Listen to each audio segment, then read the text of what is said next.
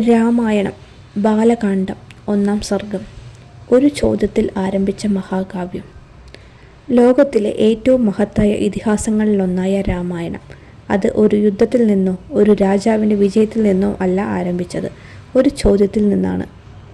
ആ ചോദ്യം ചോദിച്ചത് മഹർഷി വാത്മീകി, ഉത്തരം പറഞ്ഞത് ദേവർഷി നാരദൻ. ആ സംഭവമാണ് പിന്നീട് മനുഷ്യരാശിക്ക് അമൂല്യമായ ജീവിത പാഠങ്ങൾ നൽകിയ രാമായണമായി മാറിയത്.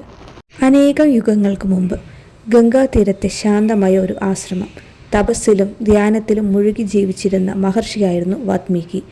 എന്നാൽ അദ്ദേഹത്തിൻ്റെ മനസ്സിൽ ഒരു അന്വേഷണമുണ്ടായിരുന്നു. ഈ ലോകത്ത് എല്ലാ സദ്ഗുണങ്ങളും ഒരുമിച്ച് ഉൾക്കൊണ്ട ഒരു മനുഷ്യൻ ജീവിച്ചിരിക്കുന്നുണ്ടോ? അത് വെറും ജിജ്ഞാസയല്ലായിരുന്നു, മനുഷ്യജീവിതത്തിൻ്റെ പൂർണ്ണതയെ തേടിയുള്ള അന്വേഷണമായിരുന്നു. അതിനിടെയാണ് ദേവർഷി നാരദൻ ആശ്രമത്തിലെത്തുന്നത്. ദേവന്മാരുടെയും മനുഷ്യരുടെയും ലോകങ്ങൾക്കിടയിൽ സഞ്ചരിക്കുന്ന മഹാജ്ഞാനി. വാത്മീകി ആദരപൂർവ്വം അദ്ദേഹത്തെ സ്വീകരിച്ചു. പിന്നീട് ഒരു ചോദ്യം ചോദിച്ചു. ഈ ലോകത്ത് സത്യസന്ധനും ധർമ്മിഷ്ഠനും കരുണയുള്ളവനും വാക്കുപാലിക്കുന്നവനും വീരനും വിനയവാനുമായ ഒരു മനുഷ്യൻ ഇന്ന് ഉണ്ടോ? അദ്ദേഹം അവിടെ നിർത്തിയില്ല. നിരവധി മഹത്തായ ഗുണങ്ങൾ എണ്ണി പറഞ്ഞു. കൃതജ്ഞത, ധൈര്യം, സ്വയം നിയന്ത്രണം, ജ്ഞാനം, അസൂയയില്ലാത്ത മനസ്സ്, ജനങ്ങളെ സ്വന്തം കുടുംബമായി കാണുന്ന രാജാവ്, ക്രോധത്തെ കീഴടക്കുന്ന വ്യക്തിത്വം. ഇത്രയും ഗുണങ്ങൾ ഒരാളിൽ ഒരുമിച്ച് ഉണ്ടാകുമോ? ഒരു നിമിഷം നിശബ്ദത. പിന്നീട് നാരദൻ പുഞ്ചിരിച്ചു. അദ്ദേഹം പറഞ്ഞു, ഉണ്ട്, അത്തരം ഒരാളുണ്ട്. ഇക്ഷ്വാകു വംശത്തിൽ ജനിച്ച ശ്രീരാമൻ. ആ ഒരു വാക്കോടെ മനുഷ്യ ചരിത്രത്തിലെ ഏറ്റവും മഹത്തായ ജീവിതകഥ തുറക്കപ്പെടുകയായിരുന്നു. നാരദൻ തുടർന്ന് രാമൻ്റെ ജീവിതം വിവരിക്കാൻ തുടങ്ങി.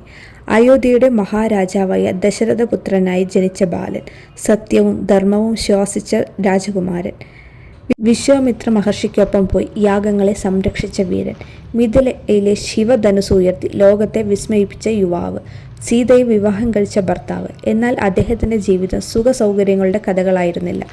പിതാവിൻ്റെ ഒരു വാക്ക്, ഒരു വാഗ്ദാനം, അതിനുവേണ്ടി രാജ്യം ഉപേക്ഷിച്ച രാജകുമാരൻ, 14 വർഷത്തെ വനവാസം, അവിടെ പോലും ധർമ്മം വിട്ടുകൊടുക്കാത്ത മനസ്സ്. സീതയെ രാവണൻ അപഹരിച്ചപ്പോൾ പോലും പ്രതികാരമല്ല, നീതിയായിരുന്നു അദ്ദേഹത്തിൻ്റെ വഴി. ഹനുമാനെ കണ്ടുമുട്ടി, സുഗ്രീവനുമായിട്ടുള്ള സൗഹൃദം സ്ഥാപിച്ചു, വാനരസേനയെ ഒന്നിപ്പിച്ചു, സമുദ്രത്തിന് കുറുകെ പാലം പണിതു, രാവണനെ പരാജയപ്പെടുത്തി, സീതയെ തിരിച്ചുപിടിച്ചു, അവസാനം അയോധ്യയിലേക്ക് മടങ്ങി രാമരാജ്യം സ്ഥാപിച്ചു. ഒരു രാജാവിൻ്റെ വിജയം മാത്രമായിരുന്നില്ല അത്, ധർമ്മത്തിൻ്റെ വിജയമായിരുന്നു. എന്നാൽ നാരദൻ്റെ വിവരണത്തിൽ ഏറ്റവും പ്രധാനപ്പെട്ടത് സംഭവങ്ങളല്ല, രാമൻ്റെ സ്വഭാവമാണ്.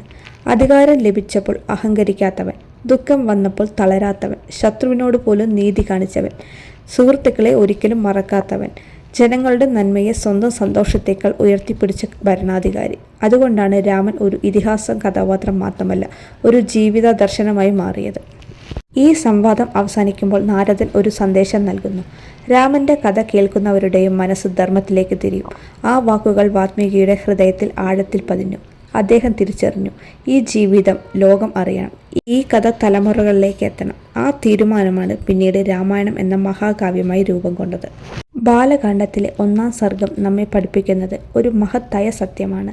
ഒരു സമൂഹത്തെ മാറ്റുന്നത് ശക്തിയല്ല, സ്വഭാവമാണ്. ഒരു രാജാവിനെ മഹാനാക്കുന്നത് കിരീടമല്ല, ധർമ്മമാണ്. ഒരു മനുഷ്യനെ അമരനാക്കുന്നത് സമ്പത്തല്ല, അവൻ ജീവിച്ച മൂല്യങ്ങളാണ്. അതുകൊണ്ട് തന്നെ രാമായണം ഇന്നും പ്രശസ്തമാണ്.